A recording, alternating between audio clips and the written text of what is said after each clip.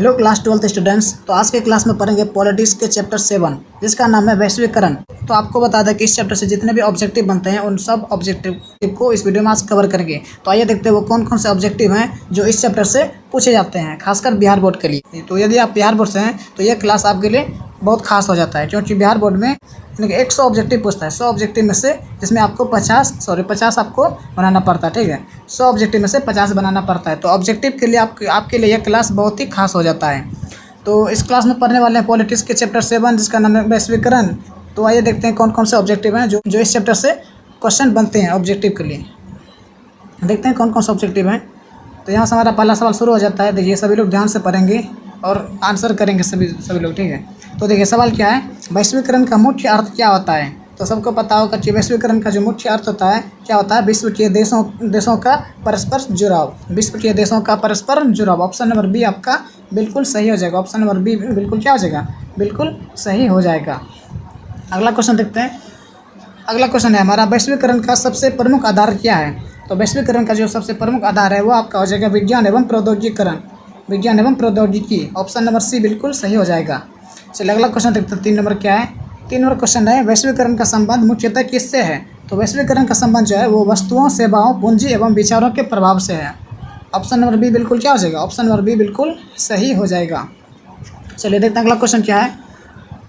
अगला क्वेश्चन है हमारा, वैश्वीकरण को गति देने वाला प्रमुख कारक कौन सा है।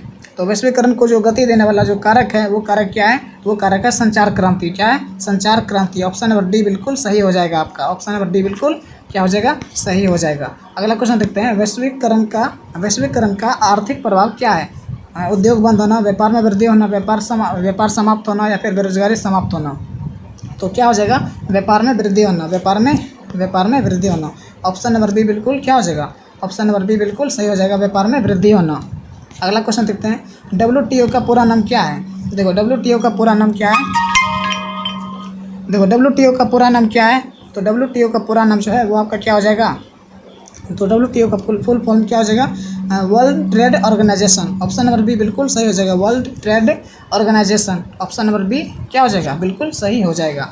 अगला क्वेश्चन देखते हैं, WTO की स्थापना कब होती है। बताएंगे सब लोग WTO की स्थापना कब होती है, 1991, 1993, 2000 में या 1995 में। तो सबको पता होगा कि WTO की जो स्थापना है वो 1995 में होता है। कब होता है, 1995 में। ऑप्शन नंबर डी बिल्कुल सही हो जाएगा। ऑप्शन नंबर डी बिल्कुल सही हो जाएगा। आइए देखते हैं अगला क्वेश्चन क्या है, भारत में आर्थिक उदारीकरण कब शुरू हुआ। भारत में आर्थिक उदारीकरण कब शुरू हुआ। तो कब शुरू होता है, तो 1991 में। कब होता है, 1991 में। ऑप्शन नंबर बी बिल्कुल सही हो जाएगा। अगला क्वेश्चन देखते हैं, भारत में नई आर्थिक नीति किस वर्ष लागू हुआ। तो भारत में नई आर्थिक नीति जो है वो आपका 1991 में लागू होता है। कब होता है, 1991 ईस्वी में। ऑप्शन नंबर डी बिल्कुल सही हो जाएगा। अगला क्वेश्चन देखते हैं, वैश्वीकरण का सांस्कृतिक प्रभाव क्या है। वैश्वीकरण का सांस्कृतिक प्रभाव क्या है। तो क्या हो जाएगा, सांस्कृतिक आदान प्रदान। हो जाएगा सांस्कृतिक आदान प्रदान। ऑप्शन नंबर सी बिल्कुल सही हो जाएगा। अगला क्वेश्चन देखते हैं, वैश्वीकरण से सबसे अधिक किस क्षेत्र में परिवर्तन आया। तो सबसे अधिक जो परिवर्तन आया वो है संचार और सूचना प्रौद्योगिकी में। ऑप्शन नंबर बी बिल्कुल क्या हो जाएगा, ऑप्शन नंबर बी बिल्कुल सही हो जाएगा, संचार एवं सूचना प्रौद्योगिकी। अगला क्वेश्चन देखते हैं क्या है। अगला क्वेश्चन है, वैश्वीकरण के कारण कौन सा क्षेत्र सबसे अधिक विकसित हुआ। इसमें पूछ रहा है विकसित कौन सा क्षेत्र सबसे ज़्यादा विकसित हुआ। तो कौन सा क्षेत्र ज़्यादा विकसित हुआ था, तो सूचना प्रौद्योगिकी। ऑप्शन नंबर ए बिल्कुल सही हो जाएगा, सूचना प्रौद्योगिकी। Option number A. चलिए आगे बढ़ते हैं। अगला क्वेश्चन है हमारा, अगला क्वेश्चन है, वैश्वीकरण के विरोध का प्रमुख कारण क्या है। इसमें कारण पूछ रहा है, इसमें मतलब वैश्वीकरण के विरोध में सबसे प्रमुख कारण क्या है। तो सबसे प्रमुख कारण जो है वो असमानता में वृद्धि। असमानता में वृद्धि। ऑप्शन नंबर बी बिल्कुल सही हो जाएगा, असमानता में वृद्धि। अगला क्वेश्चन देखते हैं, विश्व सामाजिक मंच जिसे WSF भी कहते हैं, विश्व सामाजिक मंच WSF का संबंध किससे है। तो किससे है, बताएंगे किससे है। तो वैश्वीकरण के विरोध से। किससे है, वैश्वीकरण के विरोध से। ऑप्शन नंबर डी बिल्कुल सही हो जाएगा। ऑप्शन नंबर डी बिल्कुल क्या हो जाएगा, सही हो जाएगा। अगला क्वेश्चन है, वैश्वीकरण का राजनीतिक प्रभाव क्या है। वैश्वीकरण का राजनीतिक प्रभाव जो है वो आपका राज्यों की नीतियों एवं राज्यों की नीतियों पर वैश्विक प्रभाव बढ़ाना, यही हो जाएगा। ऑप्शन नंबर ए बिल्कुल सही हो जाएगा। चलिए देखते हैं अगला क्वेश्चन क्या है। अगला क्वेश्चन देखते हैं, वैश्वीकरण से किसका महत्व बढ़ा? तो किसका महत्व बढ़ा? वैश्वीकरण से जो है वो बहुराष्ट्र कंपनियों का महत्व बढ़ा। ऑप्शन नंबर सी बिल्कुल सही हो जाएगा। ऑप्शन नंबर सी क्या हो जाएगा? पूरा सही हो जाएगा। चलिए अगला क्वेश्चन देखते हैं। बहुराष्ट्र कंपनी MNC बहुराष्ट्र कंपनी MNC क्या है? तो बहुराष्ट्र कंपनी क्या है? तो देखो बहुराष्ट्र कंपनी जो है वो यानी कि कई देशों में जो व्यापार करता है वही होता है बहुराष्ट्र कंपनी, जो अलग अलग देशों में जाकर व्यापार करता है। तो क्या हो जाएगा? जो कई देशों में व्यापार करे वही बहुराष्ट्र कंपनी कहलाता है। ऑप्शन नंबर बी बिल्कुल सही हो जाएगा। अगला क्वेश्चन देखते हैं क्या है। वैश्वीकरण के कारण किस क्षेत्र में सबसे अधिक रोजगार बढ़ा? किस क्षेत्र में सबसे अधिक रोजगार बढ़ा? तो सेवा क्षेत्र में। किस क्षेत्र में? सेवा क्षेत्र में। ऑप्शन नंबर ए बिल्कुल सही हो जाएगा, सेवा क्षेत्र। अगला क्वेश्चन देखते हैं। अगला क्वेश्चन क्या है। वैश्वीकरण का देखिए क्या हो गया। वैश्वीकरण का प्रमुख सामाजिक प्रभाव क्या है? तो वैश्वीकरण का जो प्रमुख सामाजिक प्रभाव है वो क्या है? विभिन्न संस्कृतियों का संपर्क। ऑप्शन नंबर बी बिल्कुल सही हो जाएंगे। ऑप्शन नंबर बी बिल्कुल क्या हो जाएंगे? सही हो जाएगा। अगला क्वेश्चन देखते हैं 20 नंबर। वैश्वीकरण का सबसे महत्वपूर्ण माध्यम क्या है? तो इंटरनेट एवं संचार तकनीक। इंटरनेट एवं संचार तकनीक। ऑप्शन नंबर बी बिल्कुल सही हो जाएगा।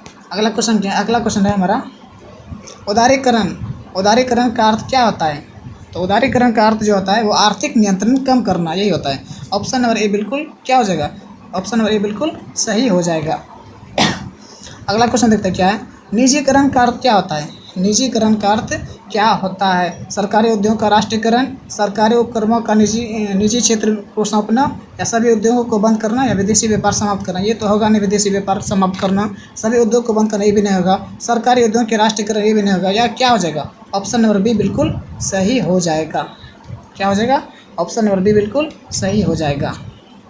चलिए अगला क्वेश्चन देखते हैं। WTO का मुख्यालय कहाँ है? तो देखो WTO का जो मुख्यालय है वो आपका जेनेवा में हो जाएगा। कहाँ है? जेनेवा में। WTO का मुख्यालय कहाँ है? जेनेवा में। ऑप्शन नंबर सी बिल्कुल सही हो जाएगा। अगला क्वेश्चन है। बहुराष्ट्र कंपनियाँ MNCs का मुख्य उद्देश्य क्या है? बहुराष्ट्र कंपनियों का मुख्य उद्देश्य क्या हो जाएगा? केवल समाज सेवा नहीं, केवल शिक्षा देना ये भी नहीं, केवल कृषि करना ये भी नहीं। क्या हो जाएगा? क्या हो जाएगा? लाभ कमाना एवं वैश्विक व्यापार बढ़ाना। ऑप्शन नंबर डी बिल्कुल सही हो जाएगा। ऑप्शन नंबर डी बिल्कुल क्या हो जाएगा? बिल्कुल सही हो जाएगा।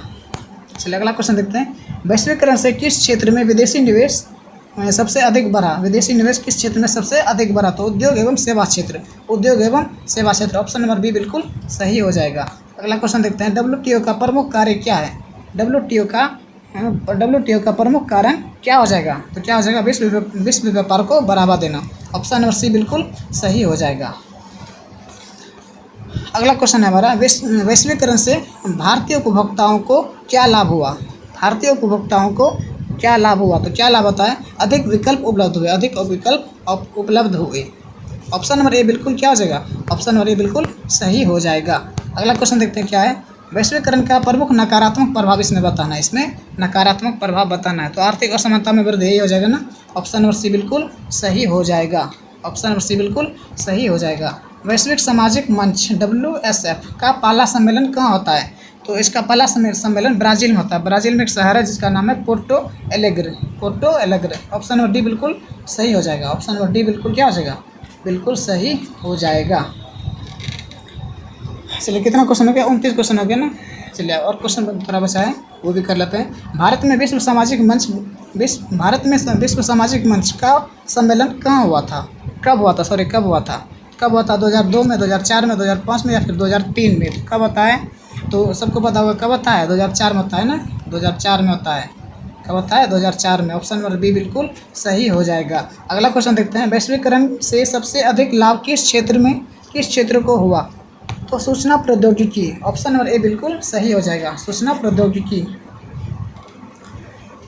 चलिए अगला क्वेश्चन देखते हैं। अगला क्वेश्चन क्या है। वैश्वीकरण के विरोध का प्रमुख कारण क्या है? वैश्वीकरण के विरोध का प्रमुख कारण क्या है? तो क्या हो जाएगा? स्थानीय उद्योगों पर प्रतिकूल प्रभाव। ऑप्शन नंबर बी बिल्कुल सही हो जाएगा।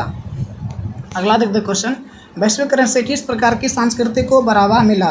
किस प्रकार की संस्कृति को बढ़ावा मिला? किस प्रकार की मिला? तो वैश्विक संस्कृति। क्या हो जाएगा? ऑप्शन नंबर सी बिल्कुल सही हो जाएगा। वैश्विक सांस्कृतिक। Option number C. चलिए अगला क्वेश्चन देखते हैं। ग्लोबल विलेज की अवधारणा किससे जुड़ी होती है? तो संचार क्रांति से। किससे होती है? संचार क्रांति से। ऑप्शन नंबर डी बिल्कुल सही हो जाएगा, ऑप्शन नंबर डी। चलिए अगला क्वेश्चन देखते हैं। वैश्वीकरण का सबसे महत्वपूर्ण माध्यम कौन सा है? सबसे महत्वपूर्ण माध्यम कौन सा है? इंटरनेट, बैलगाड़ी, घोड़ा या फिर डाक सेवा? तो क्या हो जाएगा?